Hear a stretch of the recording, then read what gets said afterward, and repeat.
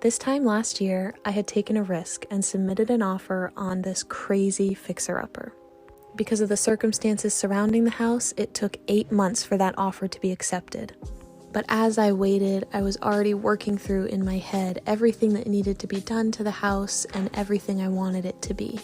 When I started work on the house this summer, I was encouraged by friends and family to film every step of the process.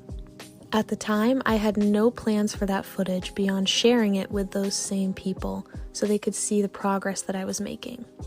I knew the easiest way to do this would be to post it on social media, but in an effort to avoid spamming my friends and followers on my personal pages with too many house updates, I created social media pages dedicated to my house. That way I had a dedicated space for everything Elm Street House. I shared those account links on my personal social media for anyone that was interested in following along, and I started posting. TikTok was pretty much brand new to me when I started posting on this account. I didn't fully understand how this platform worked and had to consult my little sister for some advice, tips, pointers, anything she could give me when I was first starting out. And honestly, I was not expecting those first few videos to go anywhere outside of my immediate circle.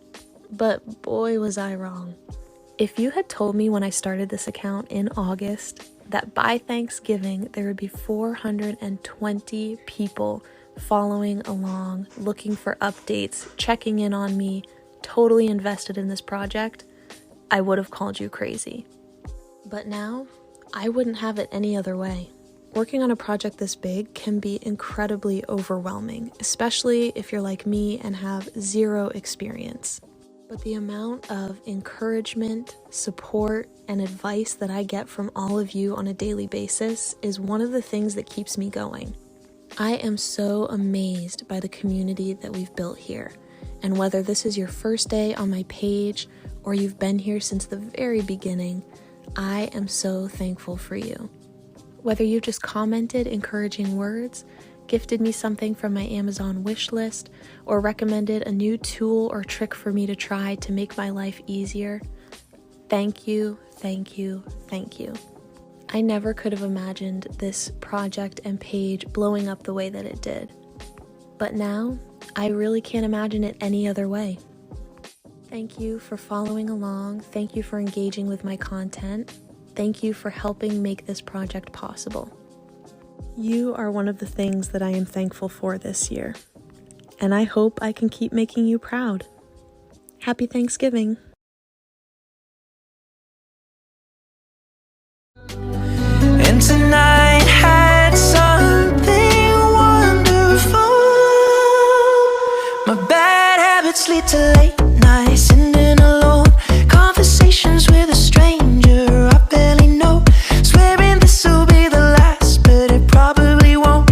I got nothing left to lose or use or do. My bad habits lead to white eyes staring into space, and I know I lose control of the things that I say. Yeah, I was looking for a way out, now I can't escape. Nothing happens after 2. It's true, it's true. My bad habits lead to you.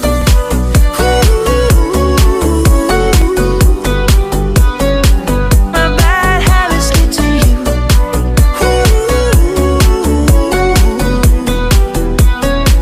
My bad habits lead to you.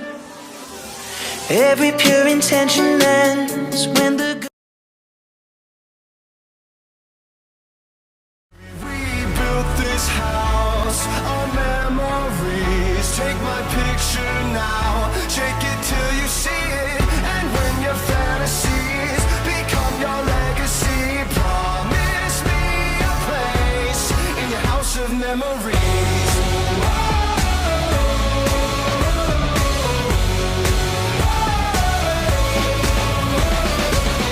I think of you from time to time, more than I thought I would. You were just too kind, and I was too young to know. That's all that really matters. I was a fool. Baby, we built this house on memories. Take my picture now, shake it till you see it. And when your fantasies become your legacy, promise me a place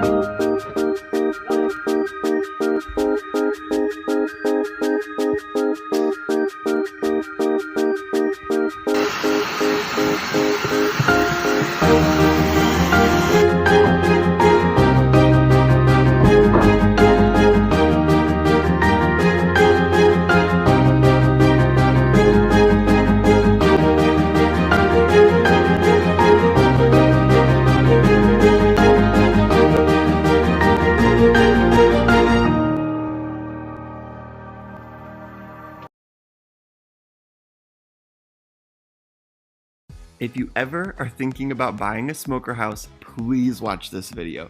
I bought this house from a smoker who lived here for 20 years, and those carpets are supposed to be white, just to give you a glimpse into how much he smoked. I've done everything I can to get the smell out of here. I've removed everything, replaced, primed, painted, cleaned, everything you can imagine. And for the most part, the smell has gone away, but there is still like a lingering smell whenever you turn on the AC system or the heater, which in Texas is most of the year. So I finally decided to pull the trigger this week and I got the system replaced. Now I've gotten it cleaned and sprayed with special chemicals before, and it doesn't help. So they ended up taking everything out, and here's what the inside of the new heater is supposed to look like: bright, shiny silver. Here is what the inside of the old system looks like. It is so gross. I'm pretty sure there's mold growing in there too. I literally had a stomach ache all day just looking at this, and it smelled on the driveway from a few feet away. The inside of the ducts were also dark brown, and they're supposed to be a light silver. So it just like, I feel so much better having all of this replaced. But I just want to tell you, I actually went through a rebate program through the city of Austin, which made this a lot more affordable. If you're replacing your system with a more efficient one, you'll get rebates back. So check that out and see if you have that in your city as well. But I just feel so much better knowing this is all replaced. And I actually haven't turned the system on yet because I'm going to be doing this ozone treatment today, which just helps remove any lingering smells. So can't wait to see how this turns out in a few days, and follow along for the rest of the smoker house renovation. Last year, we sold our house and we bought an abandoned house. It's been a lot of work. We've put our blood, sweat, and tears into this house. A lot of sweat, though. A lot of it. Our hope for this house is to restore it into our forever home. The process of renovating an abandoned home is messy. It's a messy process. But this process has had some really satisfying parts, too.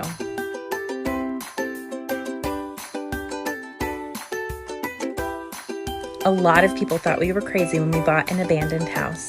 They definitely thought we were crazy when we moved our 3 children into a camper so we could work on it all summer. Now enjoy 5 months of hard work wrapped up all in this 2-minute video.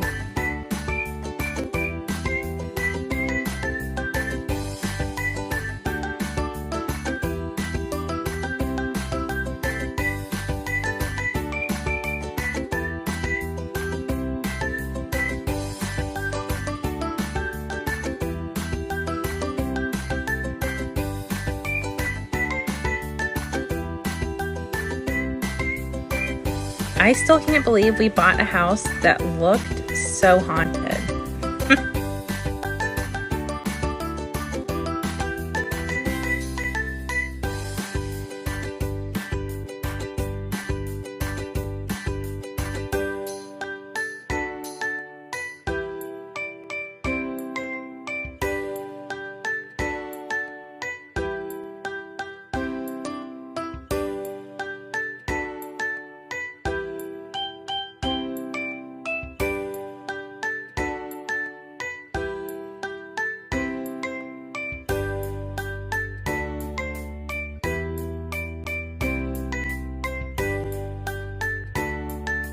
These stairs were my least favorite part of the house. They were treacherous. I'm so glad that we were able to rip them out and build much better ones. I mean, as you can see, the house still has a lot of work ahead of it, but I mean, we're about to put the drywall up. The house is about to have walls. I cannot even believe it. We are nearing the finish line, so follow along and thanks for watching. Bye!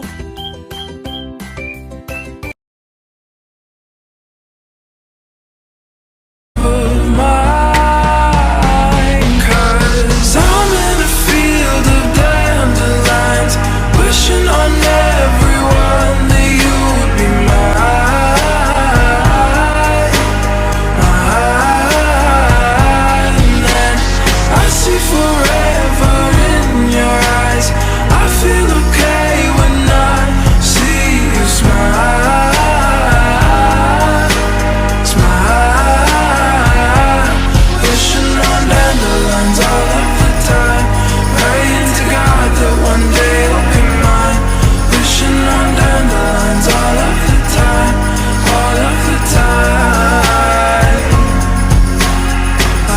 that you are the one for me.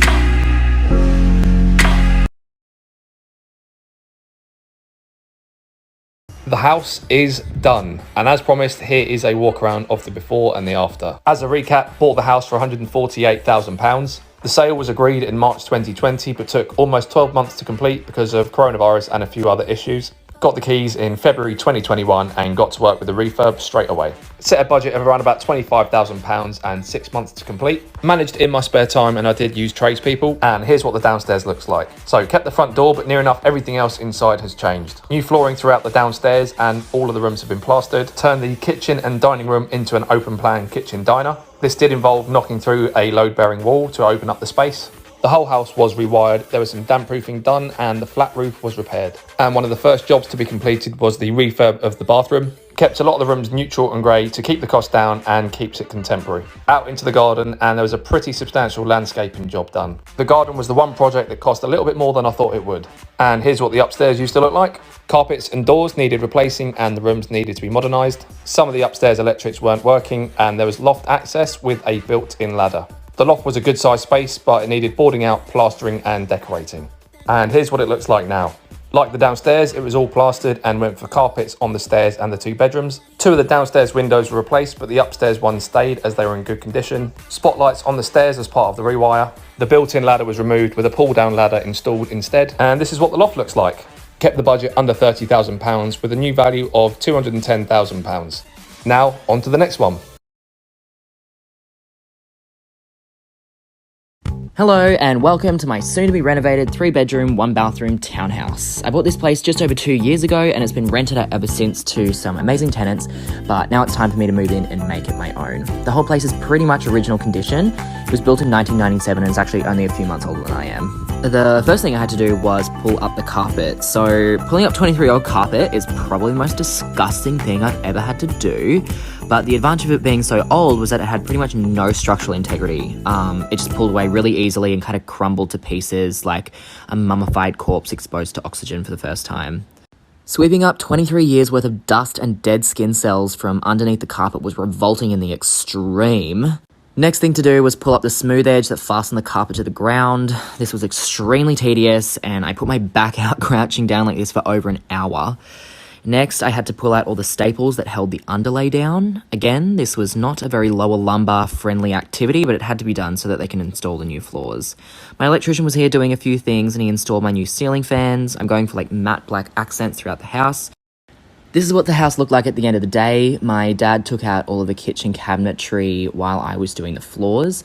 It's already looking pretty bare, but there's still heaps to do, and I'm hoping to be able to document it all along the way, so stay tuned for part 2.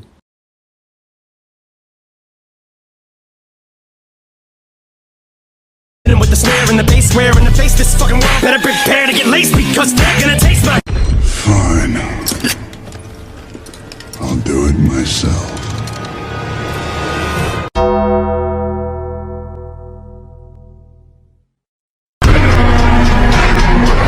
I got that adrenaline. It's tile scraping day! Woo! If you're new here, I found this mosaic tile hidden under the carpet in an abandoned bank that I bought to turn into a wedding venue. So, we went with the Zepp floor stripper and I laid it down all over the place. Yes, got it nice and gooey. There are 5 total rooms that I need to refinish the tile in, and this is room 1, day 1. So after letting the diluted floor scraper sit for about 15 minutes, I tried this scraper to, save my back because it was tall, but it wasn't working great. So then I used this guy and he also wasn't working too great. That's because I'm really short and the leverage was just nah. And the glue in this room from the carpet was super thick. It's thicker than any of the other rooms. So we spent about 4 hours today scraping glue off the floor, and wait till the end. I'll show you how far we got and how far we still have to go. It was such a satisfying process though. Even though I'm definitely gonna be feeling this tomorrow, it's totally worth it to bring these floors back to life. I still can't believe they covered them with carpet. And for everyone who's asking, this bank, I named it Citizens Ballroom. It's a wedding venue in Frederick, Maryland. I went ahead and put the @ for it in the comments. That is a big old pile of carpet glue. It was as gross as it looked in real life. It really, really was. Thank you, husband. I love you. And it might not look like we got a lot done, but here's a reminder of where we started and where we ended today. So I'm really proud of the work we did. There was a ton of ancient glue on here, so go team. This is part 1 of a million, so follow for more.